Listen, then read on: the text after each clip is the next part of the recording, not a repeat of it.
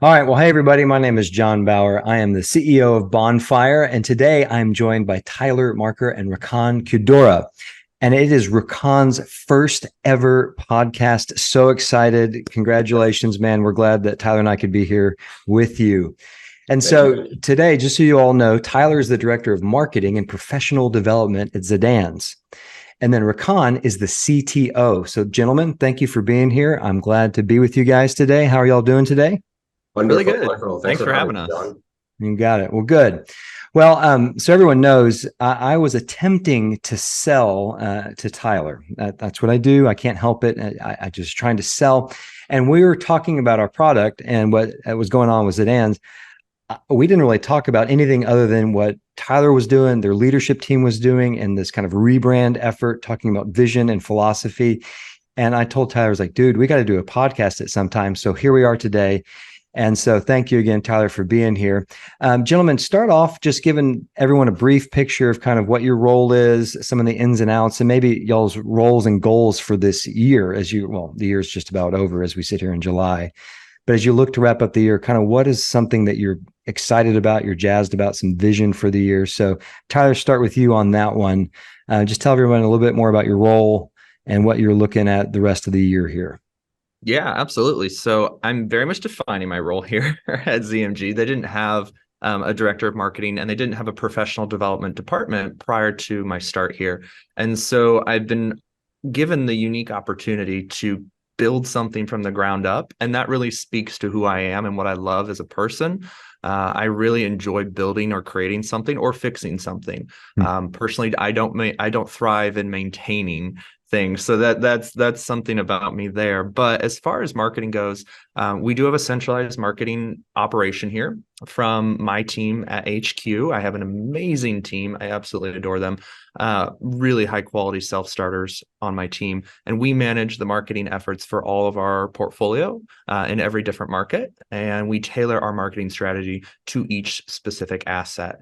As far as a professional development standpoint goes, I'm very passionate about ongoing development of our people.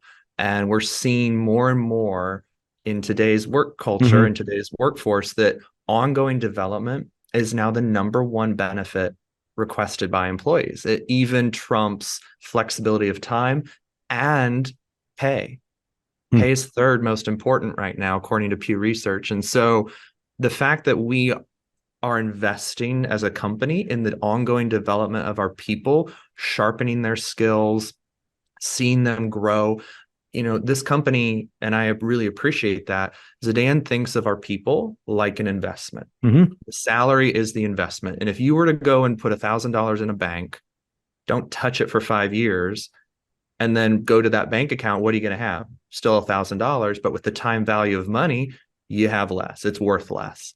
Your people are the exact same way. And this company understands that, so that if we just hire someone, we don't invest in their ongoing development, we don't sharpen their skills, we don't improve and expand their knowledge, we're not going to get a positive ROI in time, because our people are not where we need them in terms of their skill set, their abilities, where they need to be. And so we're not going to get a positive ROI on that salary in time. And so this company understands that. Our people are not just a number. Our people are not just an employee. They are an investment. We believe in you, your talents, your unique capabilities, and we're going to develop them as we go along so that you can continue to serve in a more dynamic way. And so to help lead that charge with my department in professional development, that's something really special. I don't take it lightly. We have an incredible team here as well for professional development, and we're building constantly. And so we don't have it all figured out. We never will, but that's the beauty of it, right? And so that's just a little bit more about my role and kind of what we've done here so far. As far as where we go from here, we're really taking advantage of the lull in the markets right now. It's not a buyer's market, obviously, and it's really not much of a seller's market. There's just kind of this stagnation in the markets right now. And so we're using that as an opportunity. Maybe we're not acquiring properties as quickly as we had initially intended, but due to uncontrollable economic factors, we're using this to internalize our processes, our structure, our leadership, our vision, and our really gain traction around that. And so this is a great opportunity for us here. So honestly, one of the goals I'm really excited for is just that cohesiveness, that alignment in a very new direction to get this company where we want it to be in the next 5-10 years. And I know that we absolutely have the capability to do it because we have leaders like Rakan here, who is our CTO. And so, he's playing such a huge role into that with the leadership team that I'm part of. And, I think he's doing an amazing job. He's been with the company much longer than I have. I'm still a newbie. August will be my second year with the company. But yeah, Rakan, you can talk about, just the history of this company, where we've gone, your role in it, and how it's continuing to grow. You've seen it at a much more dynamic level than I have. No, and I think Tyler gives me too much credit. He does do an awesome job, and the 2 years he's been here, you would think he's been here for a decade with the amount of change that we've had. Corey, the Botox is kicked in, yeah. but not know it. No, like definitely a round of applause for his team and the work that they've been able to do here in this short amount of time that he's been here. As he's mentioned, I've been here for over a decade. I'm an old bird here. I'm not going to speak too much about what we're doing at the property. He said a lot of good stuff about Zidan's. That's, I don't have anything to add in regards to, who we are as a company. We do invest in our people, and, we're not in business of just like putting heads to beds, like they say. We cater homes. And so, tenants for us, we want to treat them as the same way we treat our employees. Saying all that, I am the Chief Technology Officer. I would say that, most of my background during these years has been in the back end. We do CTO things, we do IT things, we, mess around with servers and cloud backups. Essentially, we make sure that data is safe. We make sure that we're upholding best practices in privacy, moral, ethical codes.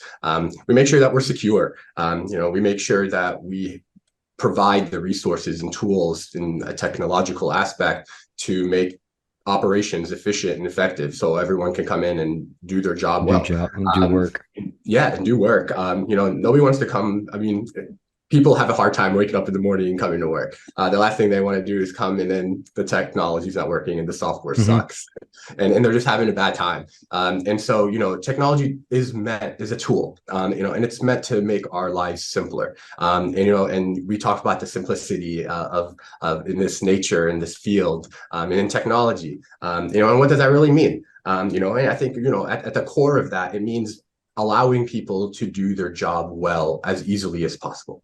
And so, that it's very broad. There's a lot that goes behind the scenes to make that happen, right? It's not one of those things where, did you try turning it off and on again? There's a lot of thought process into literally it. me, my parents this weekend.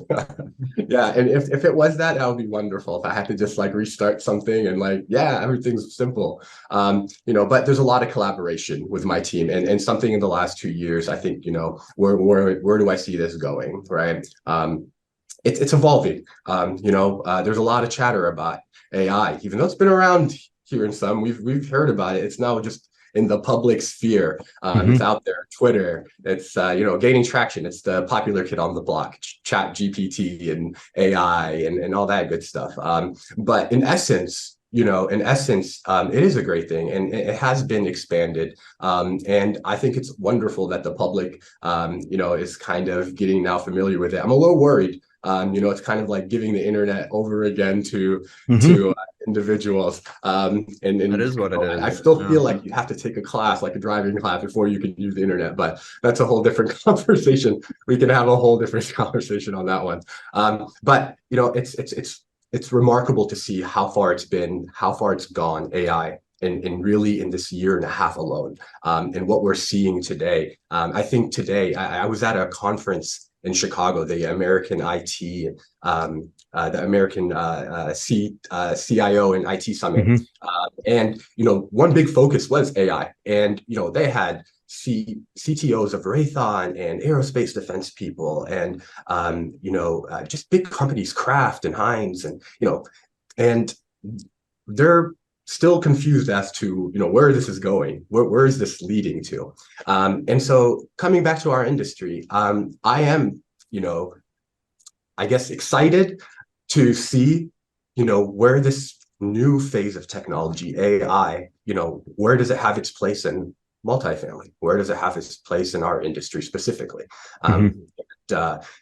We can do some stuff in the back end with what we have, but I'm excited to see it on the front end level, how it impacts our residents and our employees here, our staff here. And some people get excited. Some people are like, they took our jobs. And so we have to find a balance, obviously, of how to incorporate it safely and effectively. And I think that's the challenge right now, is just understanding, in my world, I'm in operations, but I want to make sure I'm utilizing what's out there. And I think, that's where I see, that next stage, with centralized operations like Tyler's mentioned. We've been through a lot, getting into new softwares and, new kind of training.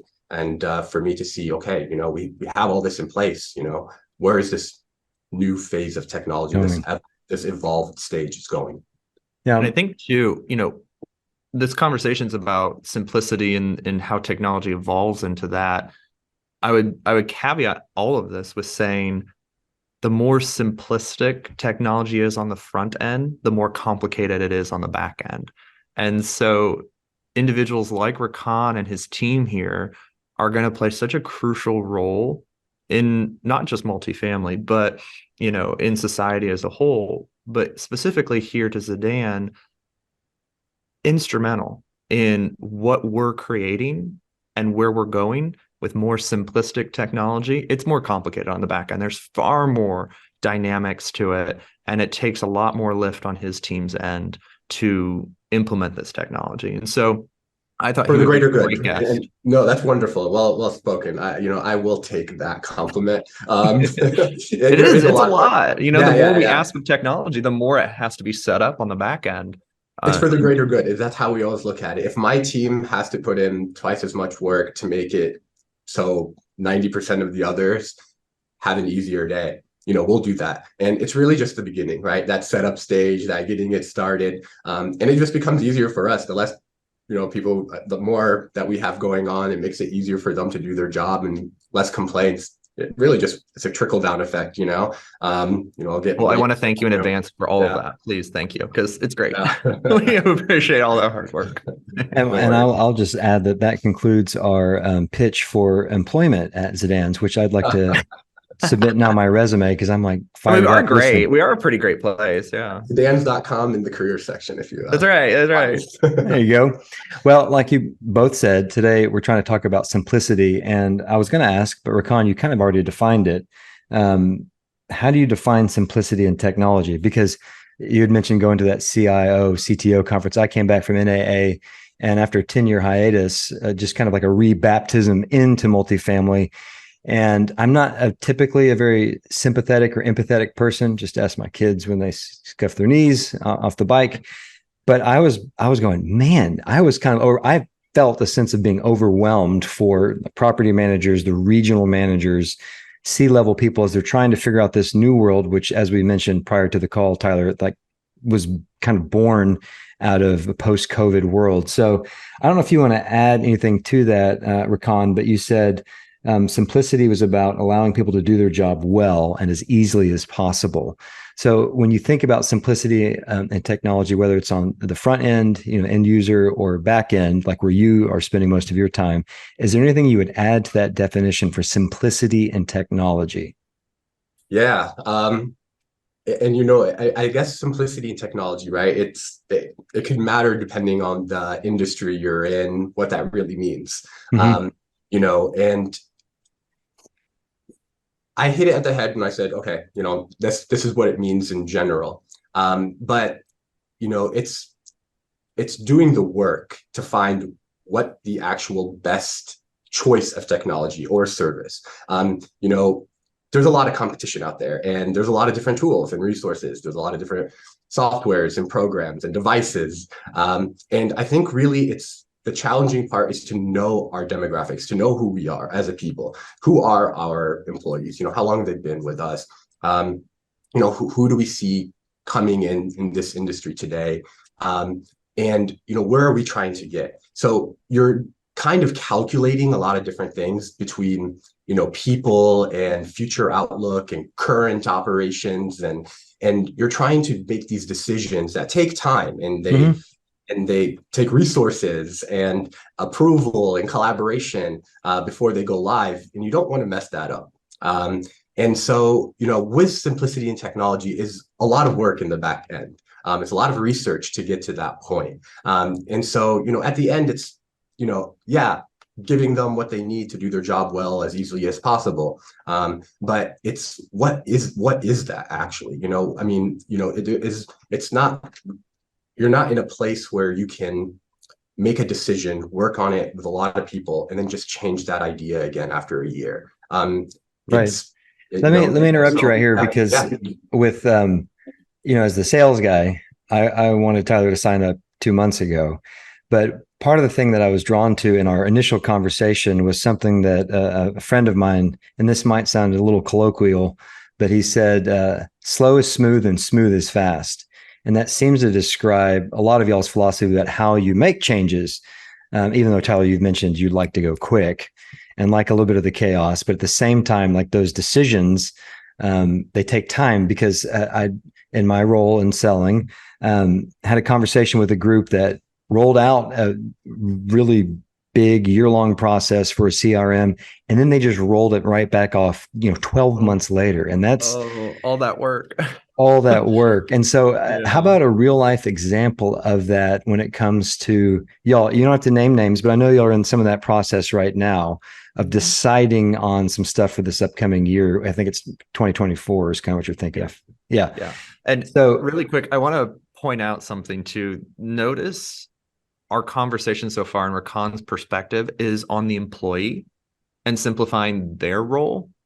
That's the dynamic we're taking, and the lens we're looking at this through is how can we simplify and improve and better our team and their role.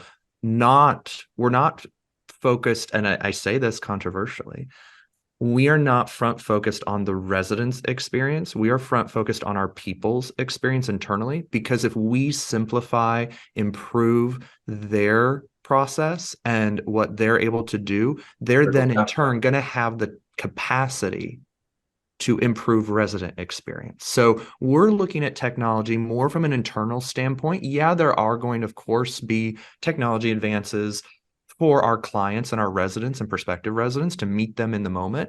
But we're really focused on how do we utilize technology and simplicity for our people. Our people are our number one important focus. And that's not to say our residents are not, they absolutely are. But to get a quality resident experience, we need our team to have the capacity, and we have to have the right people. And that's where our focus is right now. Which was another huge takeaway from NAA for me. Shout out Apartmentalize, was just the turnover. All the walking in Atlanta, that conference center is huge. I know. It is huge. I got my steps in. So many steps. Yes.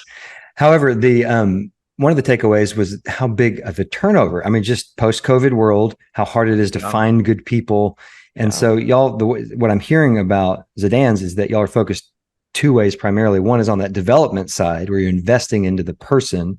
And then two, you're investing from, whether it's time, money, thinking about how you can simplify technology so those people that you've got, your people, are able to function better, right? Right. So that's that's a huge philosophical choice that y'all have made to say, okay, this is how we're going to operate. So fascinating. Yeah. So, well, to answer your question there earlier, John, about kind of what specifically are we looking at here?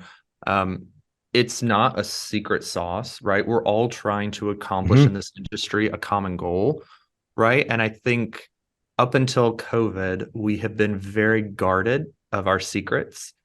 And at the end of the day, when you get let into other people's lens, they're really not doing things a lot differently than we are. It's not necessarily a secret sauce. So we take the approach, if one boat rises, we all rise. And so here at ZMG, we really are focused on a specialized leasing operation, not centralized, because that's triggering. I'm tired of hearing that. I know you led with that. I'm guilty of using that term all the time. I do too. But there's such a negative connotation with it because it maybe hasn't been approached or executed previously to this in the most effective way in some cases. And so we're trying to take an approach that's a bit more dynamic, a bit more focused on the people, specializing in certain functions and certain roles so that they can operate more efficiently. And what does that mean for us? Yes, we are looking at where do our people spend the majority of their time, aka where does most of our investment in them, their salary, where does that go to? Where are they spending the most of their time? And what we found was obviously prospect interactions, trying to get that applicant, renewal efforts, and the move in, move out process. Those were the top three areas we as a committee, because we do have a task force here at ZMG specifically researching and providing recommendation and action items for our specialized model. Rakan and I are the co-sponsors of that task force. And those were the three areas we identified that our people are spending most of their time. So let's work backwards from there. If this is where they're spending the bulk of their time, how can we simplify each of those three areas so that we are giving our people back more of their time so that they can then in turn provide an enhanced experience for our people? And I'm going to rip off, I think he's the CEO of FedEx. Yep. But he had a great saying. It has been our guiding light this entire time is Automate the process, humanize the experience. Mm-hmm. And so that is what we are trying to do here, is to automate our process as much as it can without a drop in service. We certainly are not going to automate sacrificing service and simply for the sake of automating. But if we automate in an effective way those three areas where our people are really bogged down, they're then going to have the capacity to humanize the experience in a way that they haven't so far. And so that's the approach that we're taking. And so what is the technology we're going to need to automate those three areas? And so Rakan and I are leading that charge with our amazing committee and task force on this. And we're in our, fourth month at this point, doing that research, something like that. It's flying by. It seems like it really is that long, but yeah, we are in that process, and that's a great point. When we broke down where is our concerns, where are we seeing these problems? Simplicity equaled automation for us right there, and that's really how I saw it. Simplicity does not have to always equal automation. You have to define your problems. You have to find what you're looking to resolve and where you're trying to go. But once we kind of, rustled through the dust and got everything organized, we said simplicity here equals automation. These tasks that are taking so much of our, users' time can be automated. And again, it's a balancing act. We don't want to call it centralized leasing because it's scary. When we say automation, centralized leasing, people are looking for new jobs right away. It's not about that. It's not about that. We call it specialized leasing because we're trying to do all this while still incorporating all of our team. It might happen naturally that the team decreases, that people are not fully on board because it's a buy-in. And I think that's one of the plans. And I might be like, I don't know if I'm jumping too far ahead, but how do you get everyone to look at it the same way? How do you get everyone to buy in? And it really does start with the leadership team doing its research and putting it and communicating in a way that's saying what we're doing today, the work that we're doing today, what we're doing for tomorrow is all for you. It's all to simplify your work experience. And the technology that we're adopting, the changes that are happening, all of it is to simplify. And, does simplify mean overnight, easy peasy?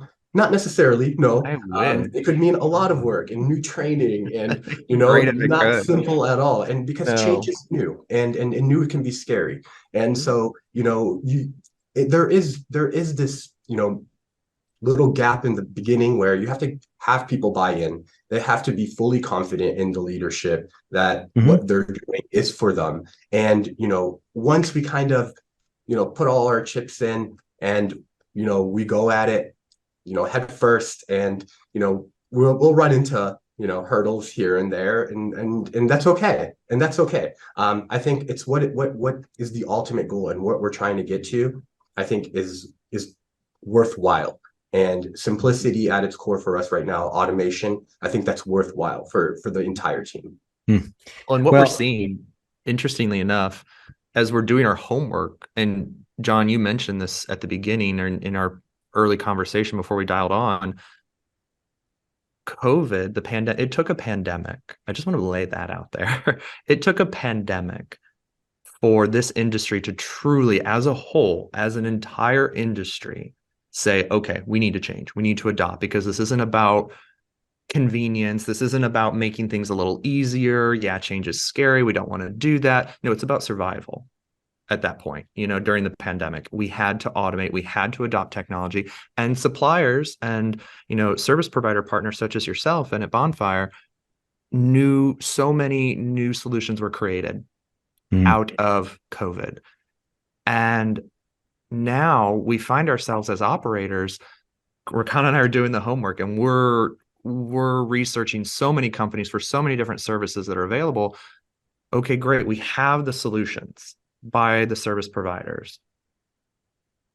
Now, how do we get them to all sync? Because that is a lot to manage.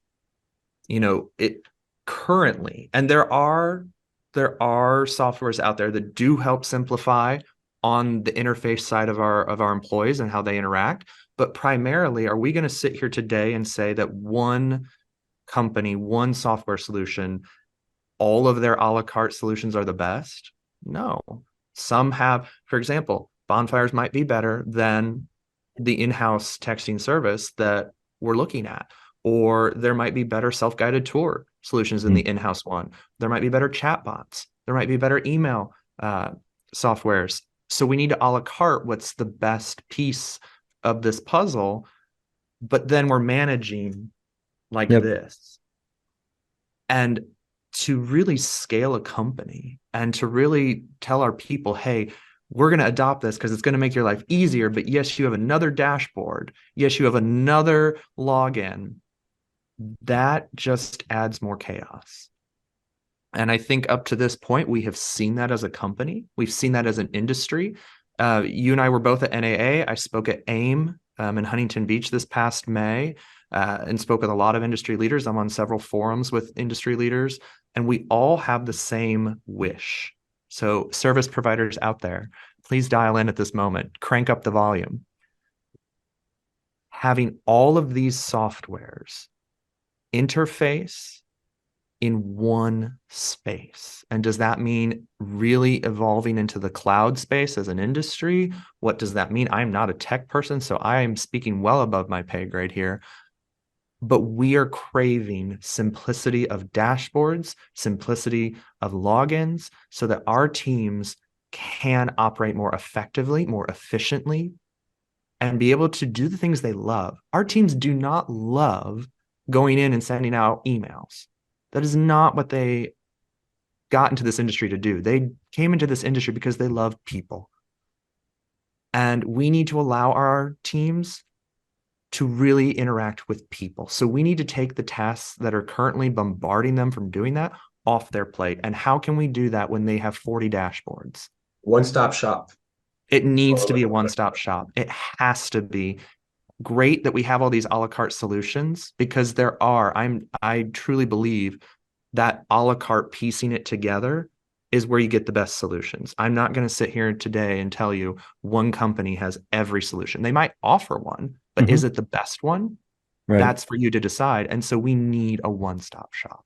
Well, gentlemen, I want to take this moment to give you a word from our sponsor and perhaps a brief sales point, which is Bonfire. Are you struggling with prospect engagement and interaction and task management? Are you struggling with renewal follow-up? Well, let us help you automate that so that you can get about what you'd like to do, which is making sure people have nice places to live. They live in a nice home. So I say that in jest, but one of the things I want to tie in what you both just said, and I love the fact that you jumped ahead, Rakan, is one thing at NAA and then one thing back in, good grief, it must have been November. I was just starting to talk to different people. A new friend, Daniel Bowen, who's now at SEG, was talking about how the industry's evolved and changed. And one of those ways was just what y'all described, which is finding the best in breed, because there is this desire that says, man, I wish we just had this one app like Apple that, synced across all of your devices, and you walked into the room and it's Siri's talking to you about what tasks you have to follow up with. And it's just not there yet. And so the idea that the best of breed is important, and that's been a change. And since, in essence, that you're not all one side or all yardy, like you'll see people like picking the best of each things that meets their specific philosophy. But the other thing that I took away from NAA was having those things integrate, and had a conversation with the guys over at Propify. Do y'all know them? Mm-hmm. And Propify, brilliant. I mean, Yeah, I was like, the way that you're able to integrate with these different platforms, because the integration, because Tyler, you said this earlier about like how secretive and guarded it was, and like how much we as a service provider have to pay to play in some places where I always like to give props to Entrada, because they play well with others in the sense that their API is open, it's fresh, and you're not paying a penalty for it, because then it makes that rising tide raises all ships. And so that integration piece with the best of breed is critical. But sometimes, whether it's cost prohibitive or just because some other company doesn't want to integrate with another, whether it's out of fear or, competition reasons, then it seems to kind of keep the industry in a stuck place where Zidan's could evolve more. They could move where they wanted to go if these two pieces would play better. The API is connected, whatever it might be. Yes.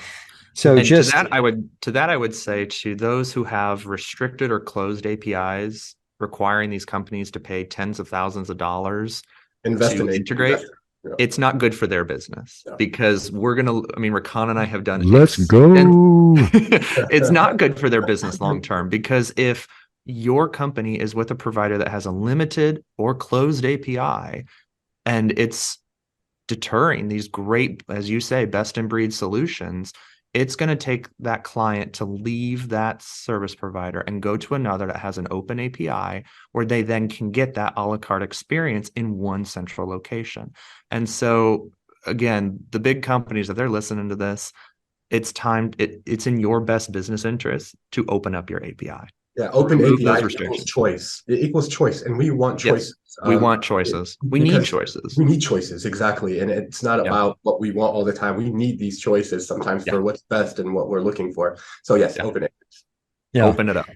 Well, man, see, this is why I'm so pleased we're doing this, because the conversation's just going all over the place. So I'd like to see if you gentlemen could be a little bit more specific and practical as it pertains to maybe the property side, maybe the regional side, but you've highlighted some of it, but like some tangible examples. You don't have to name names of anything necessarily, like a company, but just what are the common pain points or challenges that y'all are seeing as you're like trying to simplify? You might have just spoken about it. It's like, man, they don't integrate, or we can't get the best of breed. But is there anything else, like the pain points, the kind of real world examples? Maybe it's sending emails all day long. Like all of a sudden we've like beholden to this screen. I've got 3 screens here in 50 different places to communicate with my team, customers, families, friends, networking. I've got to log in all these different places, and I might have ADHD. The medicine's working at this present moment,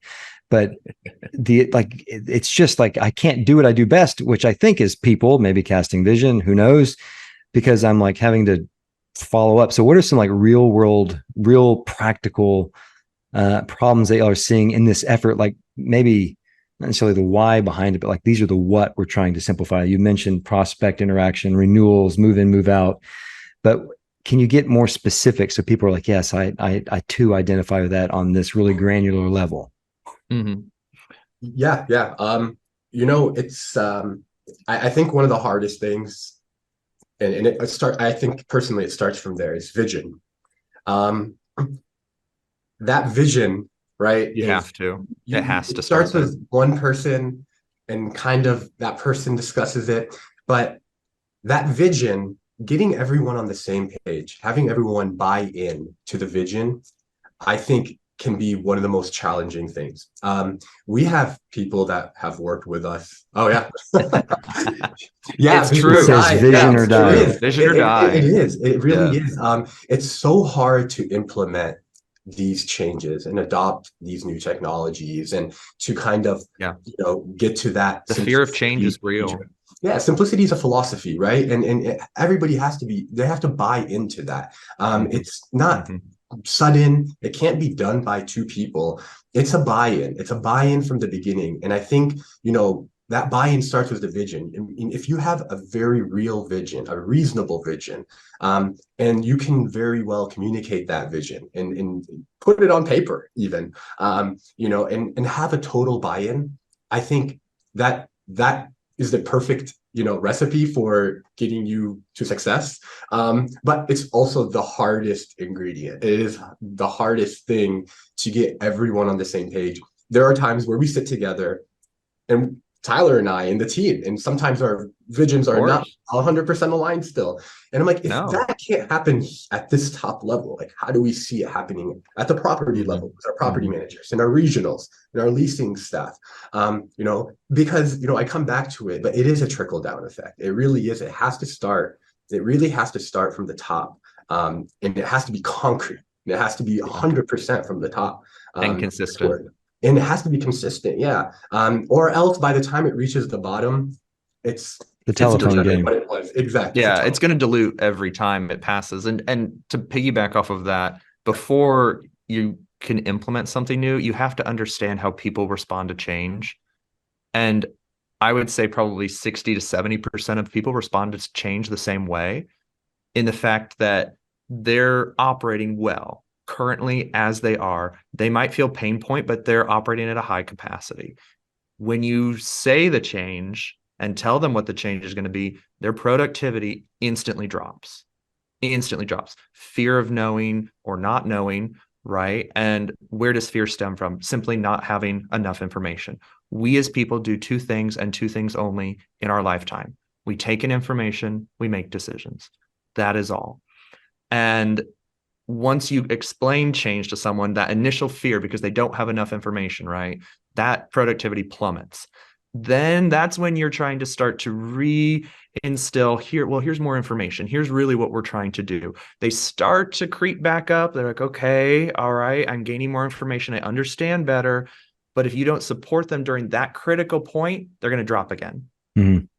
From there, once you've explained yourself better, then you have to really support them and hold their hand during that. Some people take less hand holding than others, but on the whole, you really got to support them during that. Yep, trust us. Here's more information. Here's what we're trying to do. See it in action. And then they get back to that high operating space.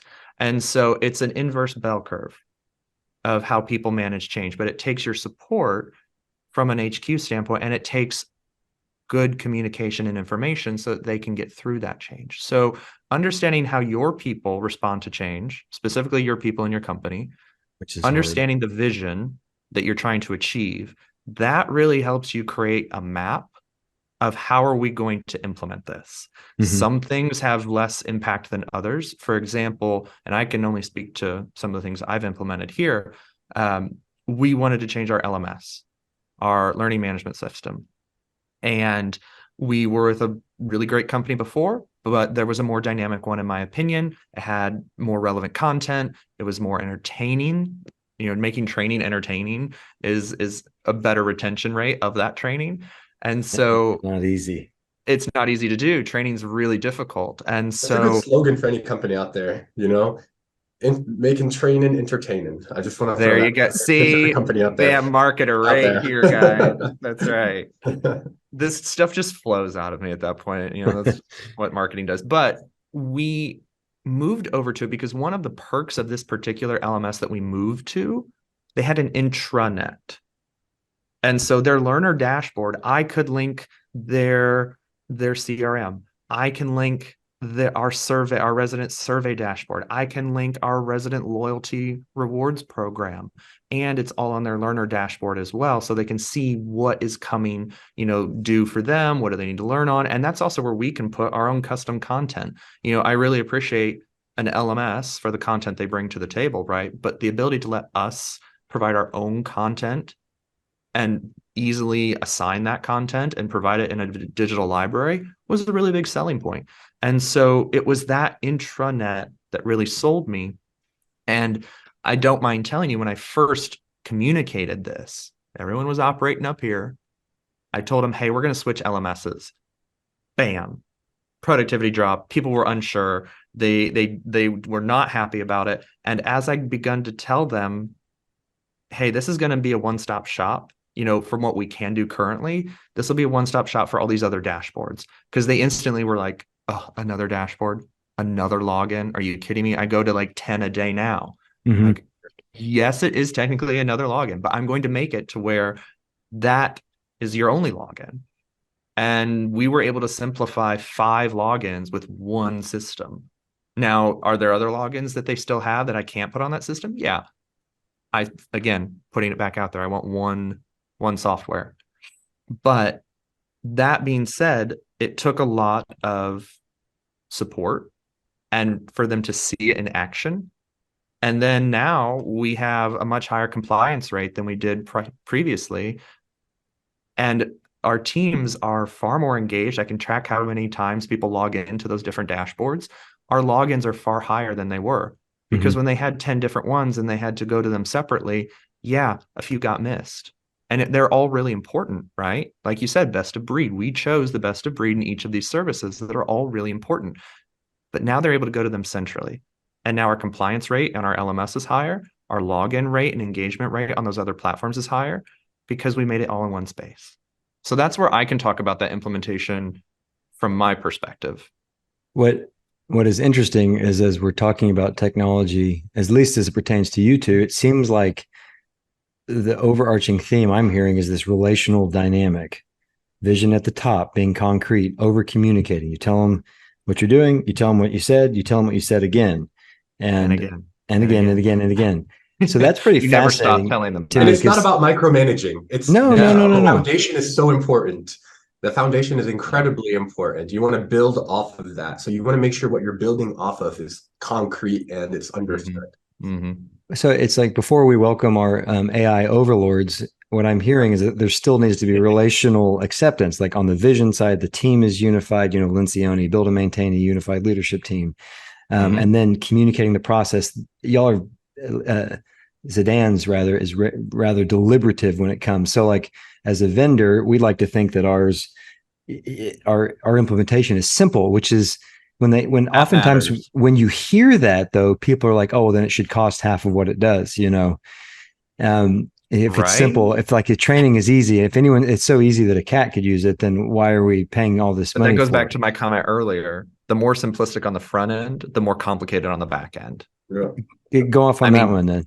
When it comes to like looking at vendors, talk about that then. Like as you're looking at these different, whether it's the LMS or someone like us or different CRMs. Yes. So if there is a simple technology that you can use, that maybe the specialized centralized team. How did y'all term it? Specialized leasing operation. Yeah. Leasing operation. FLO. So if it's easier there, then how does that complicate life for you, Rakan? How does that if it is easier on the training, if the tech is pretty easy to onboard, tell me how that complicates your life or your team's life then.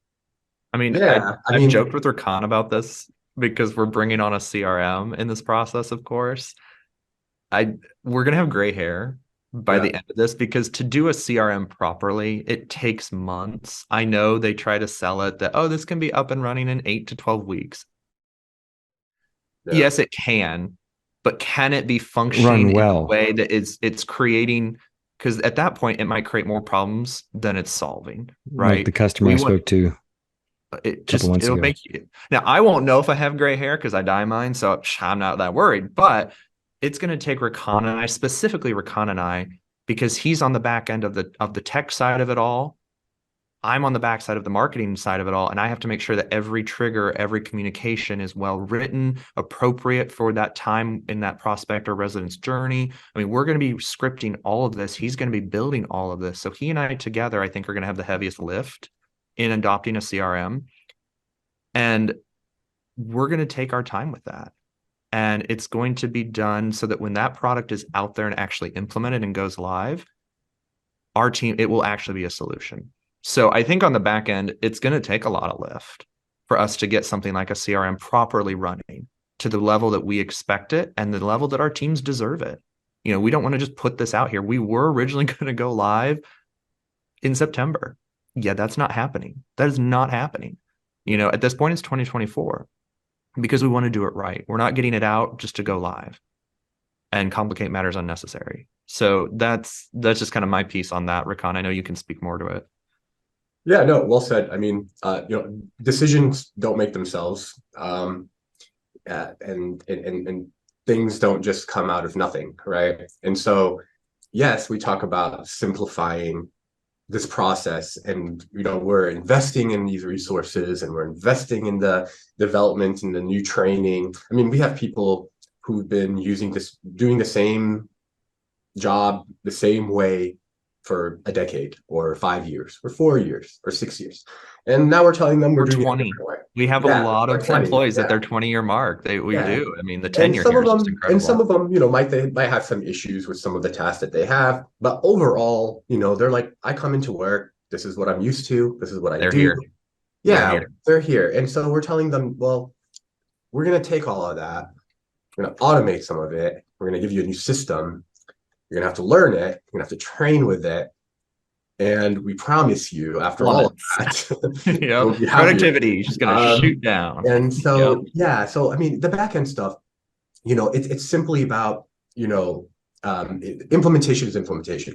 There's some things that's just the way it works. I think the bigger piece of it is, as Tyler mentioned, is, that custom piece. When you automate something, it's a little bit customized. Where do you want that process to go? It should be customized. Yeah, it should be customized. So if this happens, then this happens, and if this happens, then this happens, and then this happens, it really is that. It's workflows. This action causes this reaction, and that's really what that customized piece comes. But when you start looking at it all, when you're like, okay, well, they're an online application, and if their identity is okay through ID verification, and they go to this step, but if it's not, then they have to, how about the pay stubs, and stop here, and you're going through this VOI of verification of income, and you're going through the credit screening, and you're going through the criminal. But each of those, there's tiers, right? There's decisions being made, there's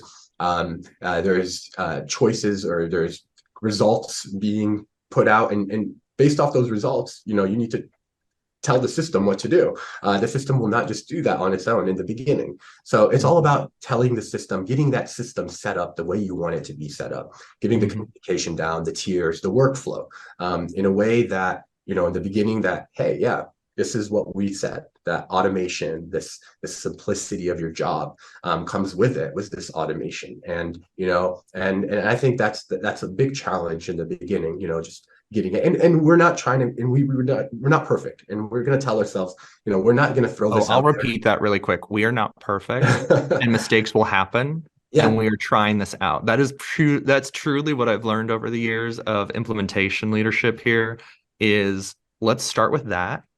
Let's put that disclaimer out right away every time. We are trying this. This is new to us. We believe we've done our homework. But two things I want to add, Rakan, to that is, again, going back to that earlier conversation, knowing how your team responds to change.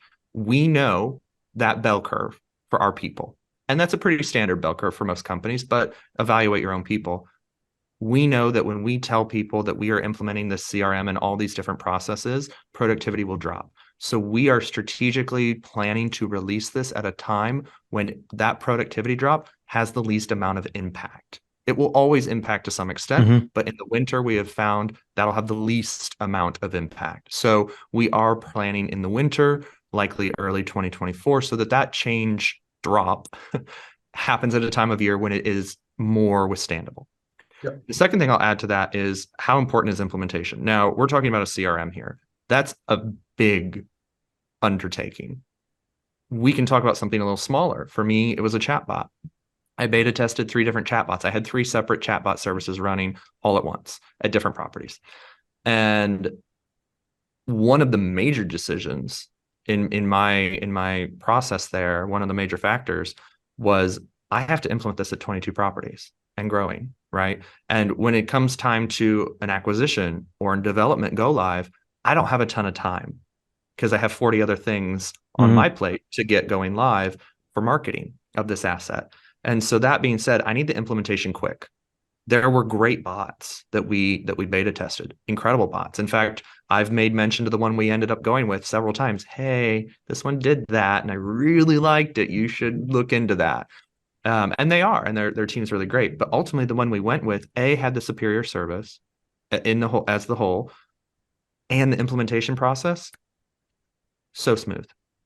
Had very little lift on my team's end because they knew what they needed from us.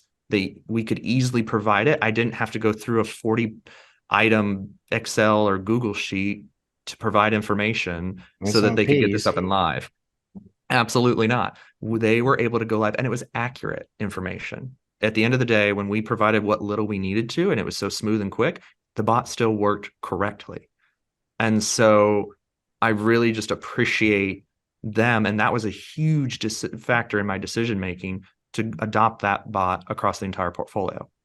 And I will give them a shout out to BetterBot. Their team's incredible. I adore just how responsive they are. Their product's top notch, and the implementation is so smooth because I don't look at something, neither does Rakan. Oh, how is this to adopt at one property? Well, that's not what we do. We adopted an entire portfolio level. And so my mind is taking, okay, it took this long for one, multiply that by 22. That's the time that's going to take me and my team. What could they have been doing otherwise? What is going to fall through the cracks because we're having to take this time? And so that's just part of our natural decision-making process. So it has to be a smooth implementation. And there certainly was. So that's just a granular example of something we did here. Well, let me set y'all up with one last question around this idea of integrating, around this idea of implementation. So Tyler famously said prior to us, it was in the green room. For those of you that don't know, we had a green room. There's lots of club soda. It was fabulous. It was wonderful. Members of KISS were there. Wait, Tyler, I'm getting some questions here as to the realness of your tree behind you. Is that real? Sure not. Like everything in my life, just assume it's artificial. I've lost my question. There it is. Okay, so here's what I wanted. So Tyler, you said that multifamily is, famously slow at adopting new technology. Mm-hmm. Part of that, it seems to be due to that there's a process of implementation. It takes time to get the buy-in. The vision's got to be correct from the leadership. You got to get the team on board. And so looking to the future, Rakan, I don't know if you mentioned it during the podcast or in the green room, but talked about ChatGPT. For instance, like the questions, I actually used ChatGPT to write the interview out. I just said, hey, I'm going to talk about simplicity and technology and multifamily. Write me a 30-minute podcast questions. And it produced it in 2 seconds. Well, and I was shocked. So they were good questions. They're good. But I get credit for typing it in. So my question to you both is, as you look to the future, knowing that it takes the relational side of it, you got to have the vision set. You've got to have an accurate understanding of your team and how to bring people up to speed with change. You're going to have that specialized leasing moving forward. And then you go through the rigmarole of actually implementing it into the process, writing the SOPs, making sure it talks well with others, plays well with others. How do you envision innovating once that's set? Like once you two have possibly pioneered a new, path for Zidan's, how do y'all continue that ability to remain flexible, adaptive when new things come? Like the group that it was bless their hearts, as we say in Texas. They rolled it out and rolled it off in a year. And I don't even know all the reasons for it necessarily. That breaks my heart. I was like, a lot. Yeah. Anyway, so how do you envision as the future comes, as like we are in kind of like a new .com era with the AI functionality? How do you envision that same process? Moore's law, it's just going to speed up. Like the innovation is only going to ramp up. Like what are we, 20 years away from Napster? Right. And what is Napster? Says most people. And now you've got ChatGPT and these others could be, about it. So how do you envision adapting? Sorry, I've asked it 100 times, but how do you stay flexible in that? Rakan, while we're doing this research, very little, I would say probably only about 20 to 30% of our conversations in our current task force to implement this new software is, will this solve today's problems? I would say 60 to 70% of that conversation is, what is it going to do in 5 years? What will it be in 10 years? Yeah. That's where the bulk of our conversation is spent. Rakan, you can attest to that. Yeah, 100%. We aren't looking at it to solve a solution today. We're looking at it to solve You a solution. should mic drop that one. So, because the needs of our people, I mean, look, and what this did was this took us to really understand the philosophy of society, because we're looking at future generations who economically, all the factors are telling us they're going to be a higher renter generation. We know this. This is known facts in the industry. But then, okay, we know that we're going to have a higher population of renters in America, for better or for worse, right? For our business, fantastic. But what psychologically are their values? What do they expect? What kind of options do they demand out of those that they do business with? And it's interesting too, this generation and upcoming generations, and I think this will only continue to rev up, is they don't view their money as transactional, but rather as an endorsement of that product, service, or company that they're giving their money to. And so they're very personal with their money. They're very connected on an emotional level with their money that prior generations haven't necessarily been. And what I mean by that is, previously it's been very transactional. I want this, I like this, here's money for this, thank you very much. I don't really, do what you do, but I like the product, so I'm going to get it. That's not the case anymore. And so this is taking Rakan and I to look at this generation, the upcoming generations and trends from a psychological standpoint of what are they going to expect out of their living experience and from their housing provider, and how are we going to meet that in the years to come. So like I said, 60 to 70% of our conversations today are focused on 5 and 10 years out. Yep. Yep, absolutely. And I mean, and you see it's not a secret, right? Home prices are crazy, interest rates are crazy. Stupid. Younger people are finding it more difficult with student loans, going to college more expensive than ever today. Life is more expensive than ever today. And so, with all that, renting makes most sense for the younger generation. And so, we do look at all sorts, but at the same time, we don't want to forget our older tenants, our veterans. No, of course not. And so, finding that balance and how we stay flexible, and, it is looking into the future without forgetting those that we have today. We wouldn't be here without tenants that have been with us for so long. Put that on a stone carving. Yeah, we don't want to just and sometimes it's, AI and technology, and it's moving so fast and you don't want to get left behind. But you don't also want to make moves too quickly. You don't want to draw too quickly all the time. Sometimes it's worth it to just sit back, listen, or see. Some people like to be that first company to do this, or that, early adopter, or the guinea pig. Why not make them the guinea pig and let's see how it works for them? It's a copycat league, right? Wherever you're, NBA, NFL, multifamily. It is what it is. I mean, if something is working, there's no patent, there's no, why, if it's working for someone, maybe it works for us too, but we have to analyze that. And so keeping flexible, keeping open is, being innovative, not being left behind, but also like being aware of capacity, being aware of, our base, our demographics, our tenants, our users. And it's not always like, you guys need to learn something else. You guys need to learn something else. Oh, sorry, to all our older residents, you can't come in to make payments anymore. You have to do it all online. Do we push for innovation? Yes. Do we push for our online? Do we push for the new? Yes. But we don't just retire old ways right off the bat because we pushed for something new. We're not going to do that. Will it be gradual? Yeah, we'd like to be gradual. We'll make exceptions. Yeah, we'll make exceptions for our tenants, for some of them.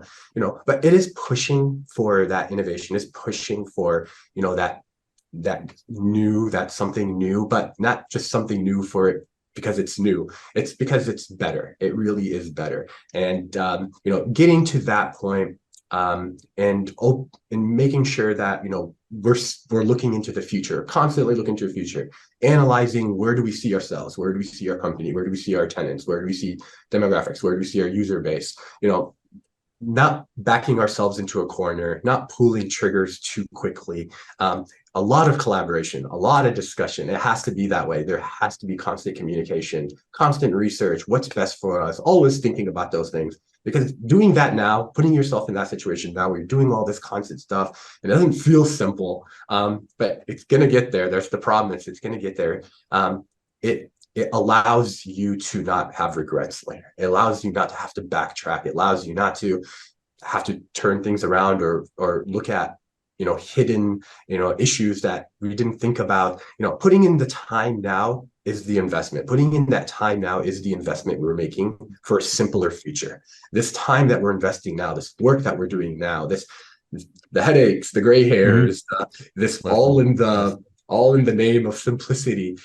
It's that promise. It's that, this is our religion. And if we follow it, we will get to that, that top of the mountain, which is simplicity, which is that, making, when people come into work, the things that were redundant, the things that were difficult to do, the things that were tedious, that took so much time, it's off your plate, simplified, automated, done. And we can put, resources, and we can put our people in, put them towards something else of value, and anything else in value really than the tedious minuscule task that just wastes their time.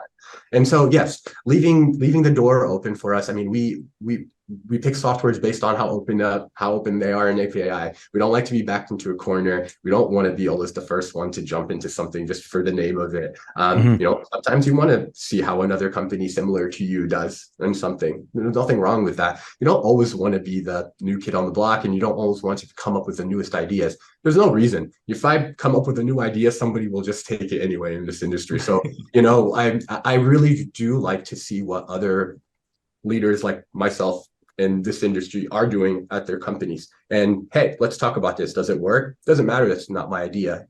It's not meant for that. It's, our industry is not meant to say, hey, you can't steal that idea to ours. We all know what we're in here for. And so yes, we are looking in the future always and leaving the doors open. Don't like to pull triggers too quickly. And a lot of collaboration, research in the beginning in the name of simplicity.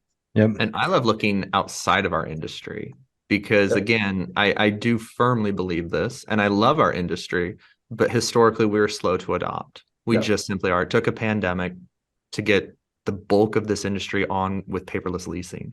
And I was at the Indiana Apartment Association when COVID was really striking. And so I got to see into a window of several companies, right?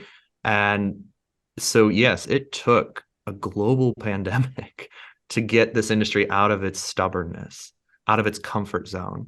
And so I enjoy looking at other industries. I think the hospitality industry, their business model where they turn tenants a lot quicker and more rapidly than we do, they have technology that I firmly believe will work really well for us in an easier way because we don't turn tenants that quickly. And so there's a lot of inspiration we can take from other industries. We utilize AI here, Chat GPT here from the marketing perspective. It does the initial upfront writing for us. It's just, where do you want to spend your team's time, right? Because now my team, instead of writing it, they're editing it. So, and I leave that up to each of my team members. Which do you prefer to do? Do you want to write more and not have to edit because you've edited along the way? Or do you want to spend more of your time editing? It's completely up to you, but we do utilize it in our marketing practices now. And it's really helpful. It really is. Technology isn't something to be scared of. Just be mindful of it. No, absolutely. Well, wonderful. I think I'll wrap up our time by summing it up and saying we want to start a revolution in multifamily where we are demanding open and free information, obviously secure and protected, working together. But man, what I hear from you guys, in order to simplify, it's like vision starts the process, the relational side, knowing the team. And maybe it's just because it's the most fresh comment, but the idea that you're not just trying to solve that kind of pain in the neck automation problem right now, but you're looking 3 to 5 years down the road. how will this address that issue that we can see coming? And so anyway, guys, this was wonderful. I really appreciate the time. Rakan, first podcast, you knocked it out of the park. I mean, thank you. Yes, he did. home run, take your bases first at bat. This was great. All right. So gentlemen, I appreciate it. And I'll turn you guys loose. And thanks everybody for watching. If you have any questions, you can find these guys on the social medias, as you know, LinkedIn, which you guys should be connected to me now. So make sure you accept my request before this podcast goes live. But in the meantime, thank you all so much. Gentlemen, talk to you soon. Thanks, Sure, everyone. John. Thank you very Thanks, much. John.